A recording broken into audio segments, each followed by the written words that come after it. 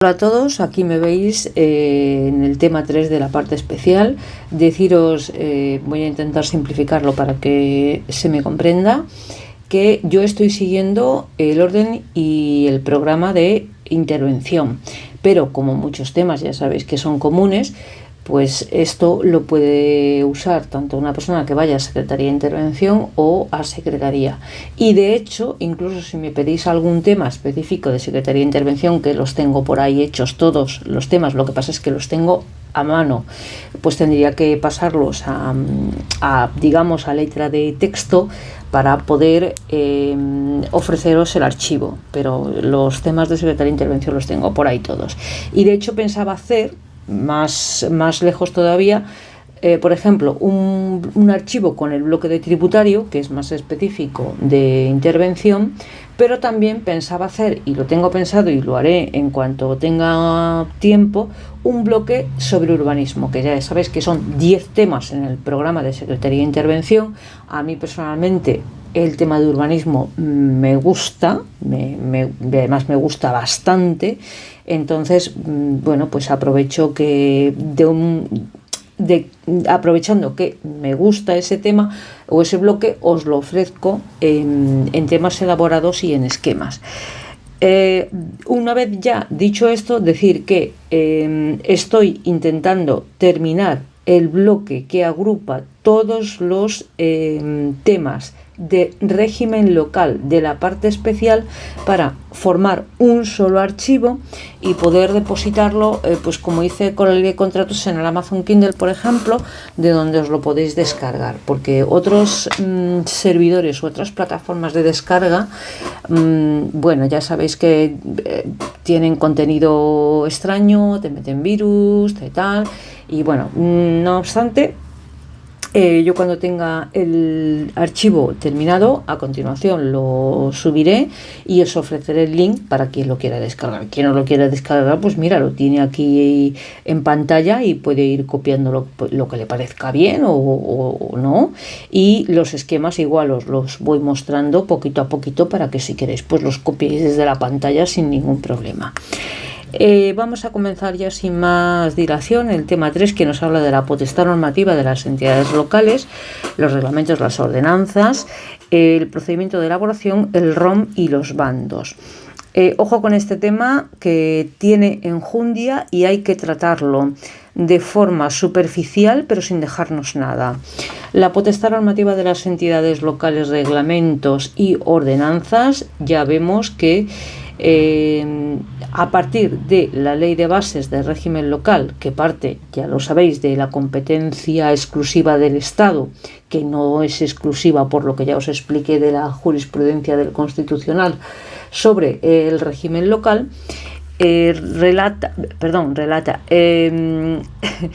redacta la ley de bases y en ella concretamente el artículo 4 fundamental, que recoge la potestad reglamentaria y la potestad de autoorganización. Para mí van unidas, porque la potestad reglamentaria, si no sirve para autoorganizarse, pues tampoco tiene mucho sentido. En virtud de esta ley básica del Estado, nos hemos ido, volvemos. Las entidades locales, pues ostentan la potestad reglamentaria, es decir, pueden desarrollar normativa autonómica o incluso estatal lo que iba a decir es que digamos que no necesitan el consentimiento de la autonomía para desarrollar dentro del ámbito de sus competencias reglamentariamente aquellas materias que tienen atribuidas. Pero otra cosa más importante, y esto lo menciono solo, es que no lo vamos a desarrollar ahora porque esto lo hago en el tema, creo que es el 17 o el 18 aproximadamente de la parte general. Pero siempre trato de distinguir, porque son tres conceptos distintos, una facultad de una prerrogativa de una potestad. Son tres conceptos muy diferentes y a veces incluso la ley los confunde y los utiliza indistintamente. No tenéis más que ir a la ley de patrimonio del Estado, por ejemplo, es la que se me viene a la cabeza ahora, y dice prerrogativas de la administración pública, creo recordar, sobre sus bienes, cuando en realidad está hablando de la facultad de investigación, que no es una prerrogativa, es una facultad, o no es una potestad, es una facultad. Y creo que el deslinde es una prerrogativa, no lo recuerdo ahora mismo porque se me juntan muchas cosas, pero incluso la ley a veces los confunde. Y en otro tema que estaba redactando también hace poco, digo, mira, otra vez vuelve a confundir prerrogativas o vuelve a mezclar prerrogativas con potestades, y no recuerdo exactamente qué tema era. Pero bueno, es igual. Recordad que una facultad es una posibilidad jurídica de hacer algo por derecho propio o recibido de otro. Una prerrogativa es un privilegio por el que se ostenta una posición singular ante el derecho, es decir, es una posición privilegiada dentro de una relación jurídica. Y una potestad ya es otra cosa completamente distinta, es un poder general de actuación que viene conferido o que nace directamente del ordenamiento jurídico. En un principio nace abstracto o amorfo, lo de amorfo no lo digáis porque me lo acabo de inventar, cuya titularidad no implica la existencia de otros sujetos obligados. ¿De acuerdo? En principio la potestad de desahucio administrativo, que esa sí es una potestad, ahí sí hay otros sujetos, pero no necesitaría verlos para que fuese una potestad. Lo que ocurre es que estos sujetos, una vez que la potestad se concreta y pasa a ser una potestad administrativa, porque se le atribuye por ley para una finalidad específica, por sí misma es capaz de modificar relaciones jurídicas, quedando afectados y sometidos a dicha potestad, de cuyo ejercicio además se pueden derivar beneficios o gravámenes o situaciones neutrales. Bien, una vez explicado esto, volvemos al artículo 84 de la Ley de Bases, que es donde nos habla de las ordenanzas y los reglamentos, ya lo sabéis. Voy a intentar no extenderme. Las ordenanzas son el resultado de la adopción de un acuerdo por el Pleno a partir generalmente de un dictamen que consta en el orden del día. Ojo con las denominaciones de las propuestas que se hacen al Pleno, porque eso aparece, quiero recordar, en el artículo 97 del ROFEL, si no me equivoco, y hemos de distinguir entre los dictámenes, las propuestas, los votos particulares, las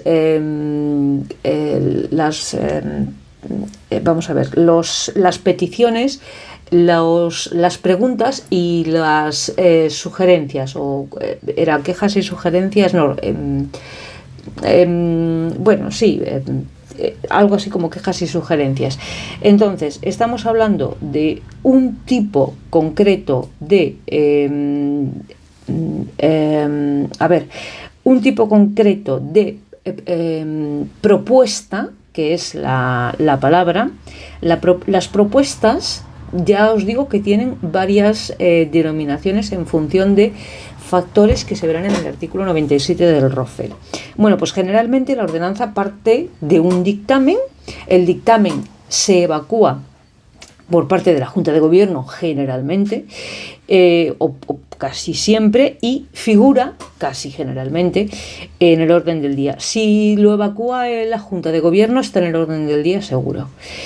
Otras veces hay otros supuestos. Bueno, suelen tener carácter ad extra. En esto se caracterizan las ordenanzas respecto de los reglamentos, y la finalidad suele ser ordenar la vida del municipio, distinguiendo, y aquí esto es importante, las ordenanzas ordinarias, que están en el 49, de las fiscales, que están en el 106.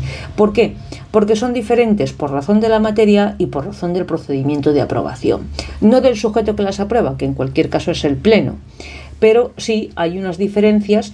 Dice, las primeras emanan del Pleno, tienen la finalidad de regular el gobierno y la administración del municipio, mientras que las segundas también emanan del Pleno, pero desarrollan la legislación tributaria y la adecúan a las necesidades propias del municipio, además de regular los tributos propios del municipio. Bien, respecto de los reglamentos, se consideran fruto de la potestad reglamentaria del Pleno, también nacen del Pleno, cuyo objetivo se centra en una regulación ad intra. Suele ser para regular el funcionamiento interno de la corporación o de los órganos de la corporación. El paradigma de esta figura es el ROM.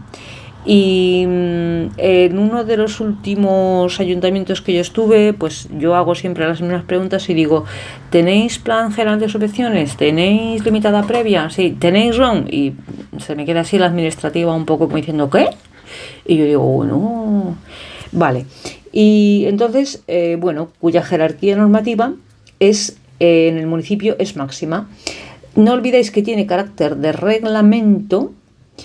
Hay sectores de la doctrina que consideran que no puede jerárquicamente ser superior a un reglamento de la comunidad autónoma, pero ya os expliqué en el tema pasado que yo la jerarquía entre los reglamentos autonómicos y los reglamentos municipales no la veo en función del sujeto, sino de la materia.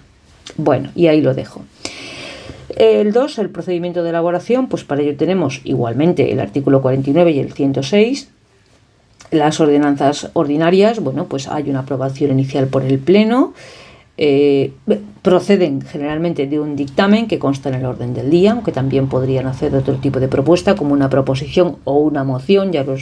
Fijaos, aquí lo tenía, artículo 97, y eso que lo he dicho de memoria. Se produce una aprobación provisional por el Pleno, generalmente por mayoría simple, tramitación o trámite de información pública 30 días, resolución de las reclamaciones, aprobación definitiva por el Pleno, publicación, artículo 39 de la ley 3915, para que un acto administrativo despliegue eficacia, puede ser necesaria, y en este caso lo es, la publicación. Siempre la notificación, pero en ocasiones, concretamente, la publicación.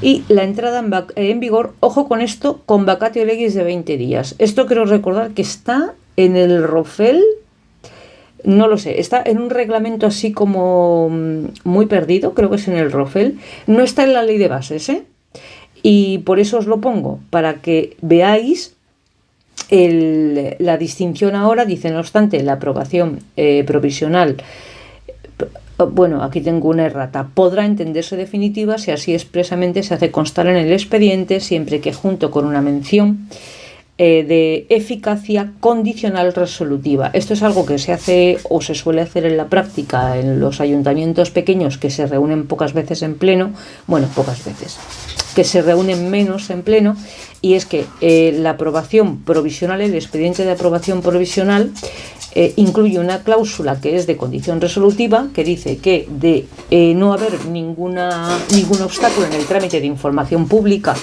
o en la segunda aprobación o en la aprobación definitiva por parte del Pleno, se entiende aprobada la ordenanza a la fecha en la que se realizó la aprobación provisional, siempre y cuando, y además es obligatorio, se hubiera publicado en el BOE, etcétera, etcétera, y cumpla el periodo de vacatio legis. Bien, la ordenanza fiscal es una figura que se regula en el 106, también en la Ley de Haciendas Locales, artículo 15 y siguientes.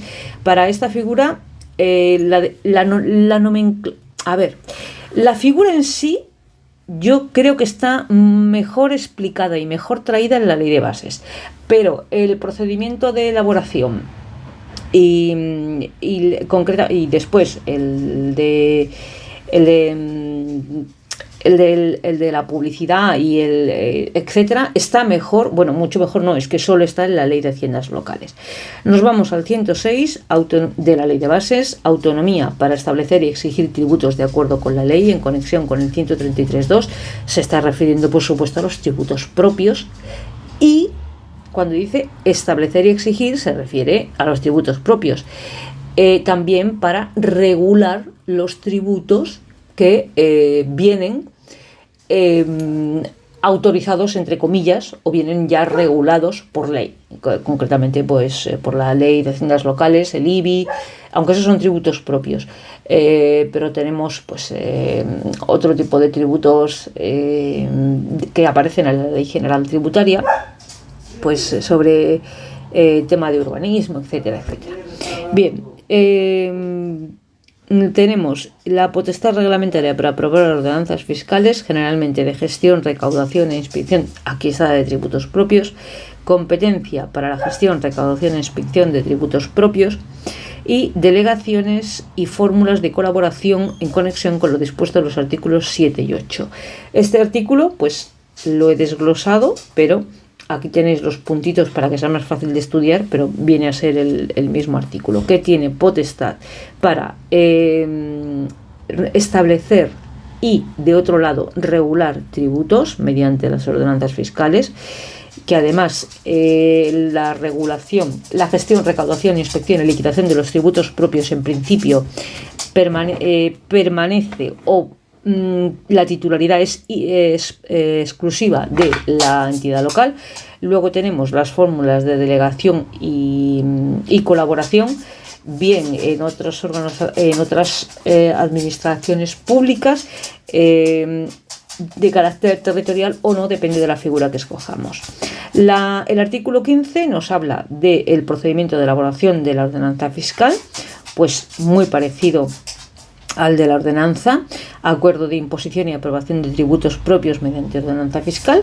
La potestad reglamentaria se ejerce mediante una ordenanza fiscal reguladora de cada tributo propio, que sería lo suyo, uno para el IBI, otro para la plusvalía, otro para... Y bien, también se puede hacer mediante ordenanzas fiscales que regulan específicamente la gestión, liquidación, inspección y recaudación de los tributos propios. Yo esto lo veo más complejo, pero bueno, en fin, se puede hacer de las dos maneras. 16. Contenido de la ordenanza fiscal. Esto está sintetizado. Si veis, digo, uy, es que le falta esto, le falta lo otro, le falta... Pues claro que falta, es que a ver quién es el listo que en 10 minutos te cuenta todo este articulado.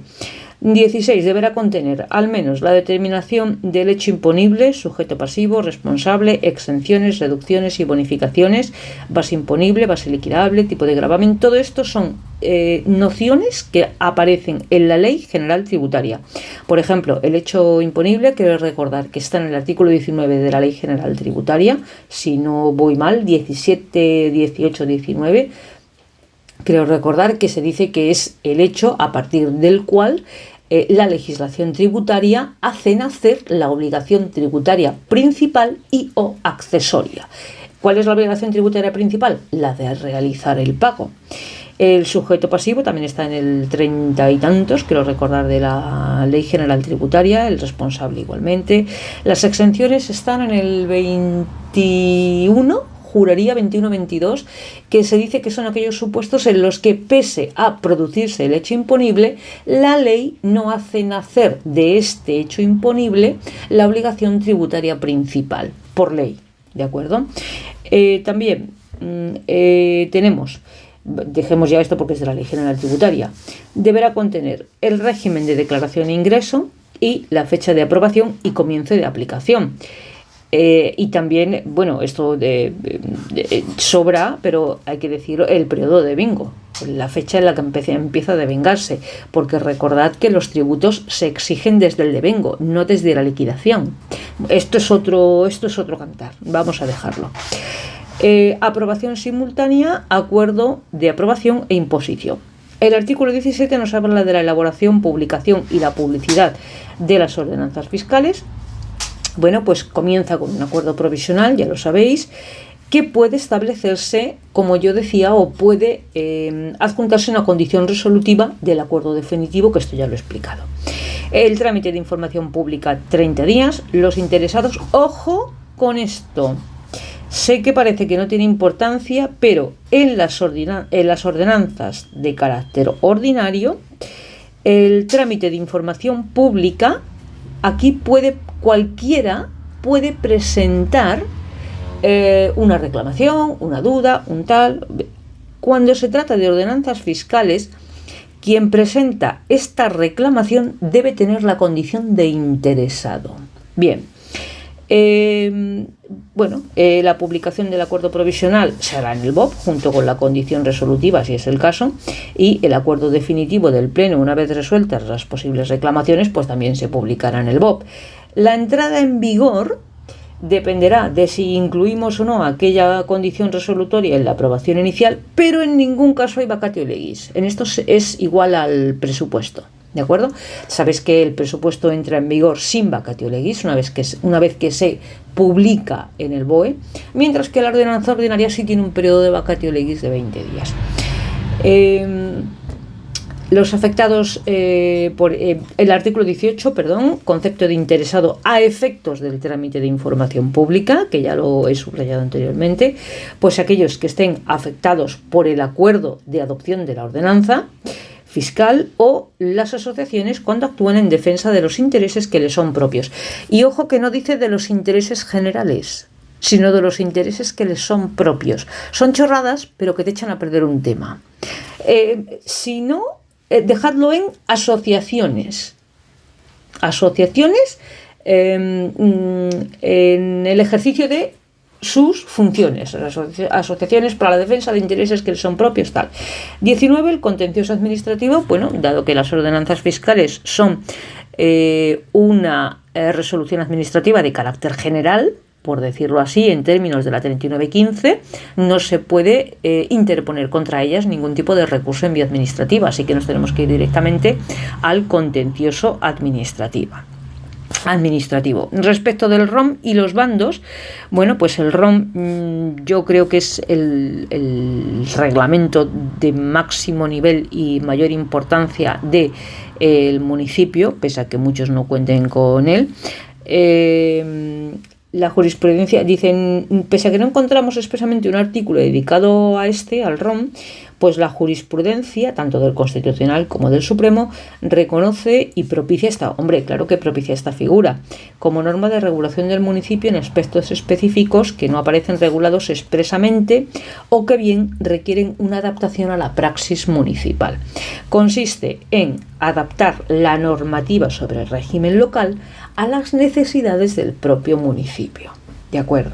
Tiene carácter reglamentario, por lo que sus efectos son primordialmente, pero no exclusivamente, ad intra, puede haber algún efecto ad extra, y por otro lado se considera una figura esencial que debe ser aprobada por mayoría absoluta del Pleno. Es un reglamento, no es una ordenanza, pero tiene que ser aprobada por la mayoría absoluta del Pleno. Y para concluir, hablaremos de los bandos, que sí es cierto que alguien en un tema que expuse hace ya tiempo me corrigió y me dijo, un bando no es un reglamento. Efectivamente, bien corregido está. Lo leí en aquel momento no tal, pero digo esto cuando lo vuelva a rehacer el tema, lo digo. Efectivamente, el bando no es un reglamento. ¿Por qué? Porque un reglamento nace de la potestad reglamentaria del Pleno, mientras que un bando nace de una especie de facultad, podríamos llamar, resolutiva. Habéis visto que utilizo la palabra facultad y no potestad.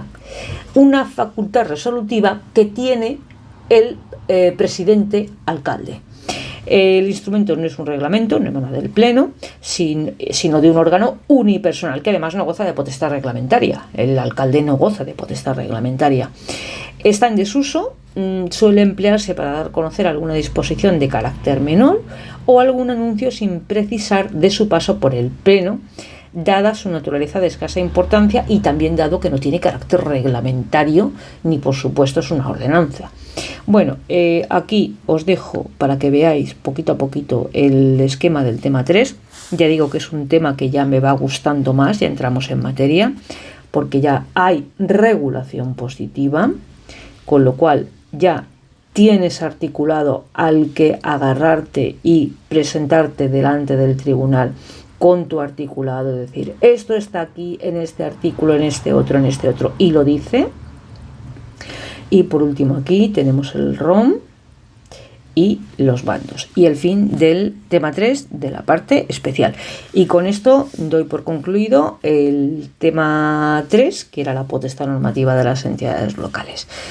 Lo dicho, en cuanto tenga el archivo concluido, me faltan 2 o 3 temas, lo pongo en la caja de descripción, ¿de acuerdo?